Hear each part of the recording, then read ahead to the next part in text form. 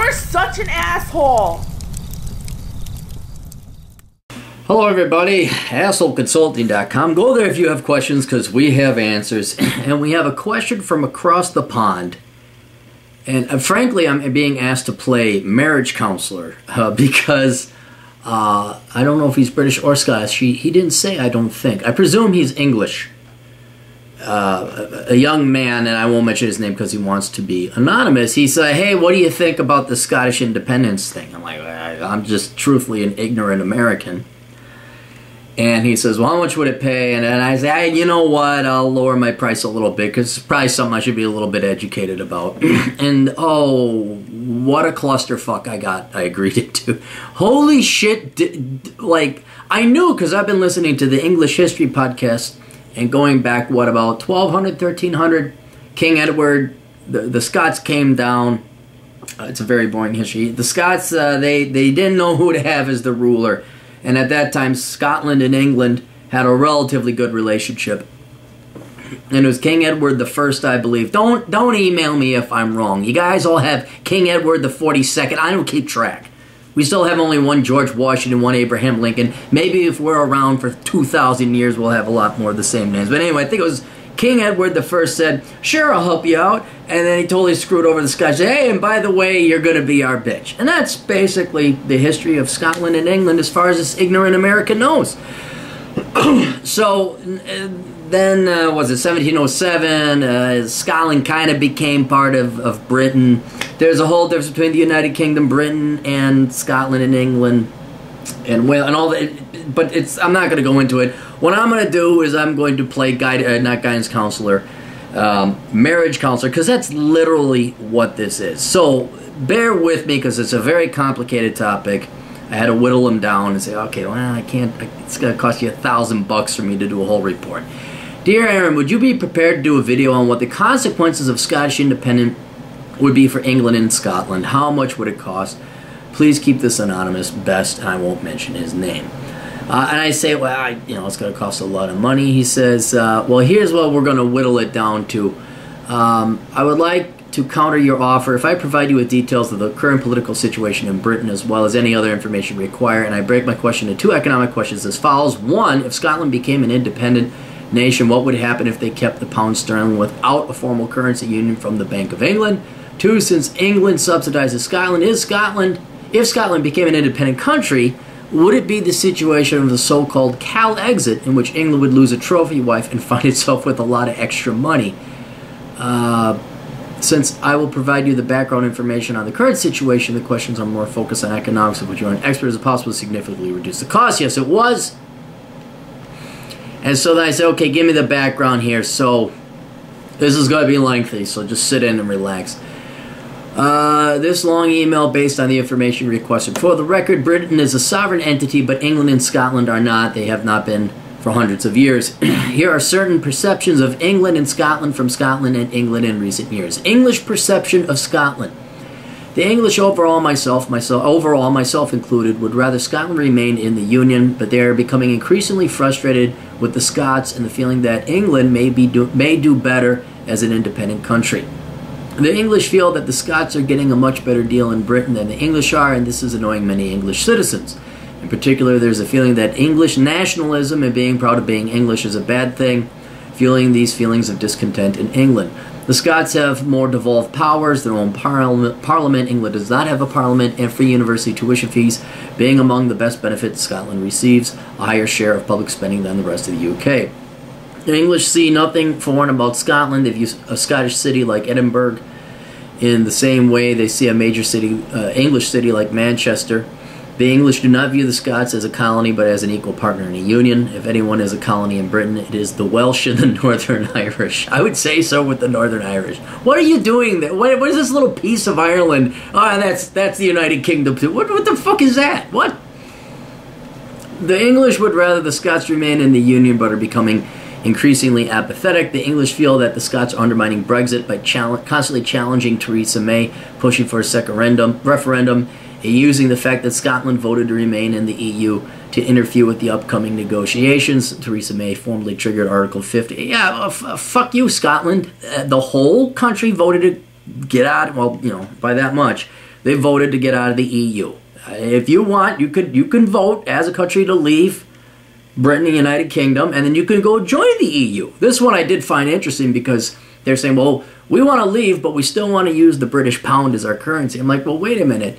Why don't, if you just hate the English or the British so much and you want to get out of this union, why would you want that dirty, nasty British pound? Go with the EU. Go with the European, the euro.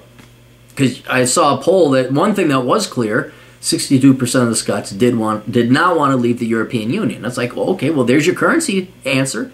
I'm sure Brussels would just love to have Scotland as a replacement, a country once the Britain leaves, and they will give you as many euros as you want. Probably not. They probably want some in return.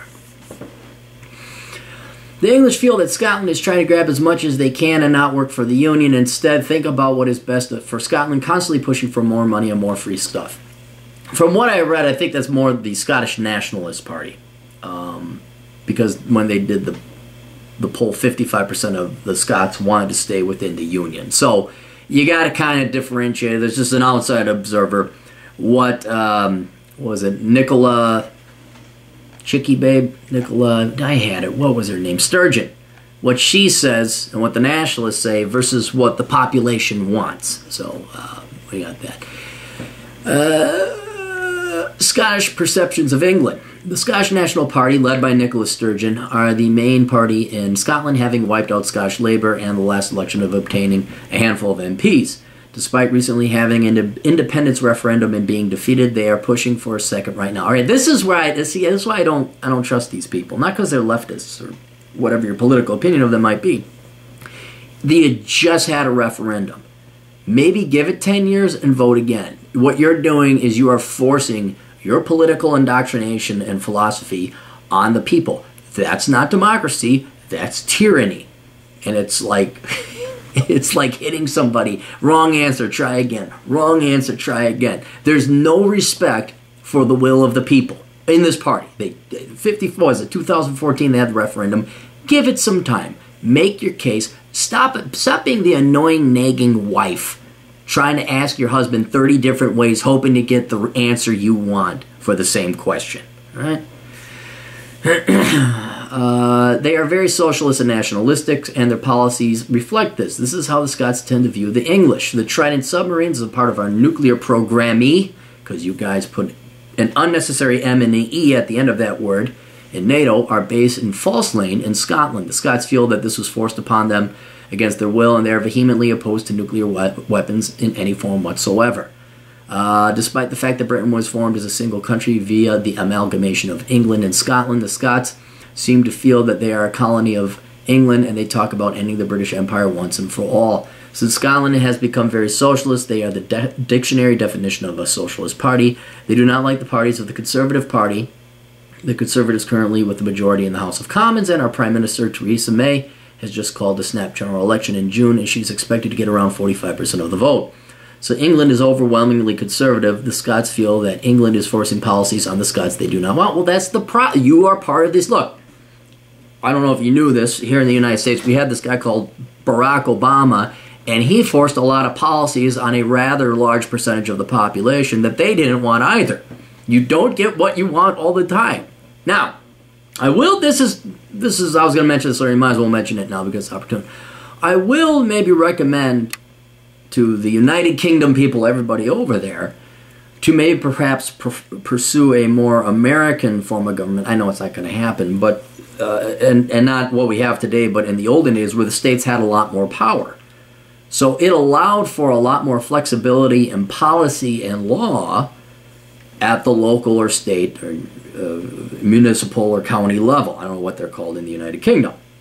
So you could still be part of this union, more of a confederacy than a federation, where the federal government only maintains and covers things like national defense, international trade, things of truly international, interstate system transportation.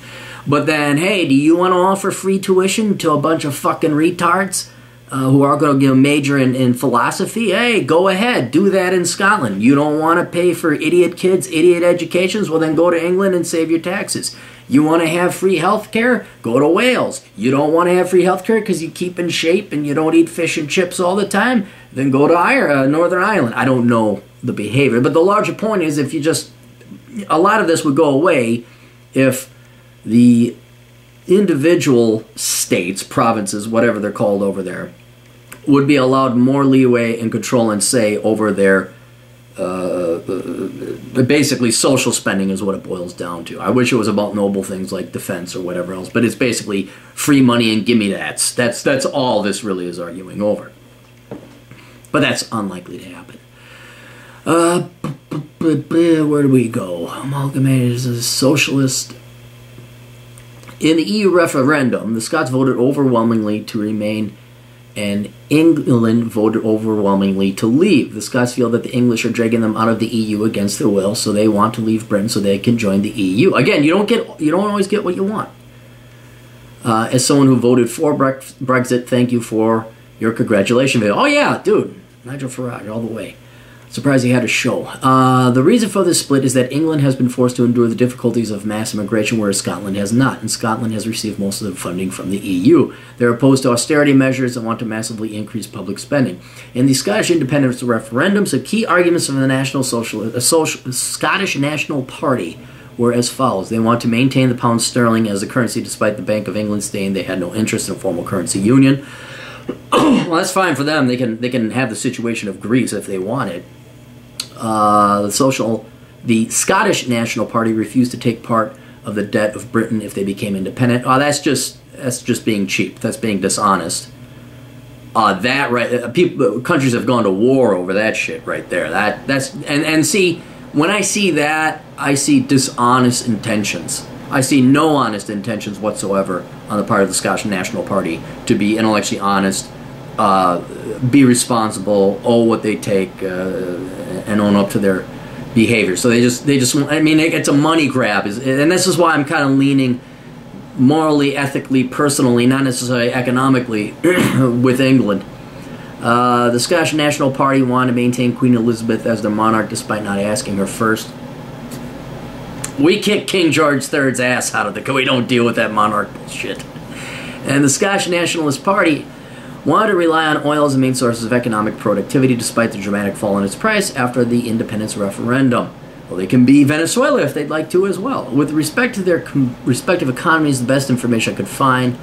Hopefully that... Alright, so I pulled some numbers, and I apologize if this is all over the place. So let me go here with my notes. Alright. Your specific questions, let's pull them up here. Let's talk about the economic subsidiaries, because since England subsidizes Scotland, if Scotland became an independent country, would it be a situation of the so-called Cal exit in which England would lose a trophy wife and find itself with a lot of extra money? Not really. And it's kind of hard because of the role that oil plays in the respective economies of Scotland and England.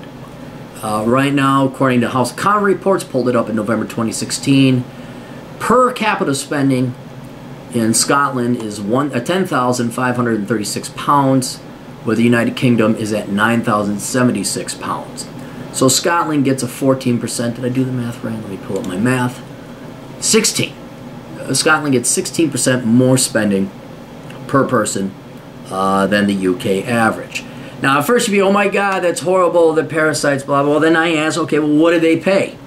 You know, what percent of UK GDP, or can we look at GDP per capita and say, all right, well, do the Scottish make more? And they actually do. They make 26,242 pounds. And this is a little bit more dated data, but it's the data I could find. Whereas the United Kingdom makes only 22,336 pounds. And so that difference is 17%. So roughly the exact same, right? The real issue then is if you pull out oil from it, and then who owns the oil? Is it, you know, and then I saw somewhere that the accounting method they use is that 84% of it is the taxes paid on oil is paid by Scotland. But if you take it all away, then Scotland and the United Kingdom, they make roughly the exact same GDP per capita, only a 1% difference. But then that would say, hey, wait a minute, but then you get 16% more in spending. The question is, well, if you didn't have all that oil, would Scotland be spending that much more on social services and government crap? Well, we don't know. We don't know that. I would presume not, So when you look at it here, I took another example: the UK revenues from Scotland versus what percent of the population they are. 9.1% total UK tax revenues come from Scotland. They only account for 8.3% of the population. Again, that 9.1% being higher than that full extra percent basically comes from the fact they have oil. If you strip that out, another study I saw that 8.2% of the revenue would come from Scotland, whereas they are 8.3% of the total population. So I'm more inclined, the data tells me that Scotland, even though they like their government gimme-dats, they like their government cheese, and they may be socialists, they actually are carrying their weight and paying for it. All right. So, I mean, we don't know, though, if we stripped out oil, because what would happen? Would they still want their more government gimme-dats and stuff like that? All right. The next question. If Scotland became independent, what would happen if they kept the pound sterling without a formal currency union from the Bank of England? All right, well, what this would happen, Scotland would say, well, we want to keep the pound, the British pound, but we don't, we're going to, basically we want not a free currency, it's we want to use your currency, do you mind? And the Bank of England is saying, okay, fine, but you don't get us backing you up. And what this basically means is, like, anyone who participates in the EU, notably Greece, you don't have your own central bank anymore. You don't have your own currency. So you give up a lot of monetary policy controls and tools, central banking tools. One, you don't have a lender of last resort. All right? So if you're using some other country's currency, why does that country's central bank have the obligation or responsibility to bail you out or to lend you money? In the United States, our Federal Reserve lends the government money, even though they're technically one and the same, but it's our central bank. It won't lend money, although we did in the financial crisis, to foreign countries like you're Japan, you're Germany, you're Tanzania. We work for the United States. We're the central bank of the United States. So the Central Bank of England would have no obligation whatsoever to serve as the lender of last resort and bail out banks and be this ultimate insurance policy against lending practices of Scottish banks. You're no longer part of the UK or the Britain. Why would we guarantee your lending? So there was speculation in some of the articles I read that a lot of banks would escape Scotland and go to England. It would have a negative effect on their financial sector. But that's if they didn't do that. If they wouldn't come up with their own currency, they would also. I've got my notes here. So there's no lender of last resort. They could not inflate away their debts. All right. Keep in mind, if you don't control your own money supply, you can't print off your own money supply. And a lot of countries, especially socialist ones, like to print off a lot of money to pay for the shit, like the United States. And I know you don't believe the United States is socialist, but look at our budgets again. So you can't just print off your own money. You cannot weaken your currency, and this is something that a lot of normal people who have sex and aren't economists are unaware of, but you say, well, why would we want a weak currency? Well, if you're a little island like Scotland and you're exporting oil, you don't want a strong currency because your goods become more expensive overseas. Switzerland's a perfect example of it. This is a problem they face because they're a very well fiscally managed country. So the Swiss franc is very strong, but that makes Swiss cheese, Swiss chocolate, Swiss watches, everything the Swiss produce expensive overseas. So they constantly have to, the central bank has to print off money or lower interest rates to lower demand for their currency, weaken their currency, so that their exports become cheaper, people buy them from overseas, and it helps keep the Swiss employed. Scotland would not have that option if they had a British pound currency because they wouldn't be able to print off more money to bail out the welfare losers. They wouldn't be able to print off more money to make interest payments on the national debt they have, and they would not be able to weaken their currencies. So Scottish exports, if Scotland were to grow significantly and start being very productive, then the Scottish currency, whatever it would be called, would become very expensive. Demand for those goods would go down, and so economic growth would stall. So they're kind of, I don't know why Scotland would do that. I really don't. They're lazy. They don't want to set up their own currency. It's inconvenient. If we learned anything from Greece, it's that you don't use other countries' currencies. You create your own. And that's probably one of the key determining, you're so independent, but you're not going to have your own currency? Are you fucking nuts? But I'm getting the impression the Scottish National Party is not too couth about economics.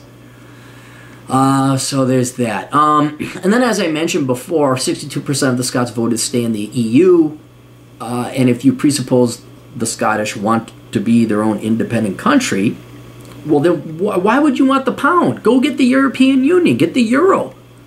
So that's another interesting question I ask of the Scottish. Now, all this is kind of moot and indifferent because I'm going to explain to you how the old captain views the concept of independence and sovereignty in places like Catalonia in Spain, or Quebec in France, or California in the United States. How I view this sovereignty, or Cal-exit, or Brexit, and stuff like that. It parallels exactly dating relationships, right?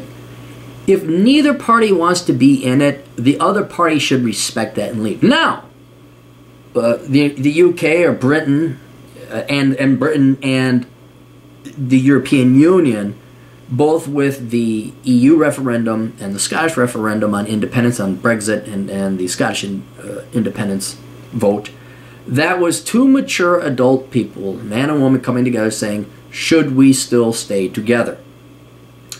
In the case of Brexit, Britain says, I don't want to be part of the European Union anymore, and it spurned the advances and the love of the European Union. So the European Union is the guy. It was treating Britain, the girlfriend, very poorly, and the girlfriend says, I had enough of this. I'm better being single by myself. And it pissed off the EU. It's so sad. It's like you'd think people would be mature about it. They're smiting and spiting Britain because they we don't want any part of this anymore. It's just childish, just fucking childish. And then there was also another conversation between a man and a woman. This time it was Scotland and Britain. And the Scots said, we want to stay. They said 55% of us want to stay. And so they stayed in that relationship. And that's how it should be. Right? That's how it should be. But what I find interesting is no one is asking the rest of the United Kingdom whether they want whether they want to stay with Scotland, whether or not they should dump Scotland. I'm kind of curious, why is it only the Scots get to vote on Scottish independence? There should be two votes. There should be the Scottish independent vote, so the Scots get to vote, and then everybody else gets to vote whether or not they want to have Scotland stay in the Union. And so I just found that very interesting, because it's like saying, well, okay, let's say Scotland is the girl and Britain is the guy, and it's like, well, does the girl want to stay with the guy? And the girl says yes. Well, no one's asked the guy, hey, do I want to be dating this spendthrift pain in the ass broad that just pisses away money on stupid leftist programs? No one asked. Anyway, but I like to say that's what referendums are for. That is how mature adult people handle breakups and relationships, and that's how countries that through whatever route through history have become countries, federations, confederacies, should determine whether or not they should still be. And like California, I mean, California is another perfect example where it's like, hey, don't let just California vote. Let the rest of the country vote whether or not they want that fucktarded piece of liberal parasitic shit over on the West Coast over there. And then once it's a separate country, then we can go and invade it and kill all those motherfuckers. I'm kidding. Totally not kidding. You won't know. Anyway, the point is that if Californians want to go and become their own independent nation, or the United States, the rest of us, the real country, want to kick them out, it's a hell of a lot better than staying in the same house hating one another. And you saw this also in Czechoslovakia when it broke up between the Slovak Republic and the Czech Republic. They just didn't want to be the same country anymore. And sometimes that's good. Sometimes you can break up and still be friends. And it's in both independent parties' interests. And now relationships are much better between the two former countries that was Czechoslovakia. And so I think a lot of that would probably happen in pretty much any... So I personally don't understand. If Catalonia wants to go and be independent, California wants to be independent, Scotland wants to be independent, cool. But when they vote, and they vote to stay in like Scotland did, you respect that decision. And when Britain votes to leave the European Union, you respect that decision. Because again, otherwise, it's tyranny. You are ignoring the will of the people. So I'm not British, I'm not Scottish. not United Kingdom-ish, because you guys got that screwed up. Someone showed me a map one time. I'm like, I don't care. We fought you guys twice. We don't have to deal with that ever again. You guys have formed this country or this alliance somehow, and people seem to want to stay in it. Please respect the decision of the people and stay in it. But the second that someone wants to leave and it's a majority, fine, respect that as well. Just stop it with this. I want a referendum. I want another referendum. That's not a tyrant. A tyrant actually, sends in tanks and exposes his colors in front of everybody. This is cowardice where you're doing it behind. Look, see, it's a referendum. We're having another referendum. We're having another referendum. No. How about you respect the people's decisions for about 10 to 20 years and revisit this again? It beats going to war. I know that. It beats going to war and it beats killing each other. But they have voted. Now please respect that decision and move on. But yeah, I don't know. I don't know why Scotland would want to leave. I know that everyone has their reasons. But it looks like you guys like each other for now. But the second it turns into a untenable relationship, yeah, you guys should split up. And there's no reason there has to be sour grapes or a girl bashing in your window or keying your car. You should do it maturely and then see how you can help and support each other after the breakup. Anyway, that's my horrendously uninformed and ignorant American view of Scottish independence. You guys got questions, go to assholeconsulting.com. Send me your questions, send me your money, and I will answer them probably a lot better than I did this one. We'll see you guys later. Tools.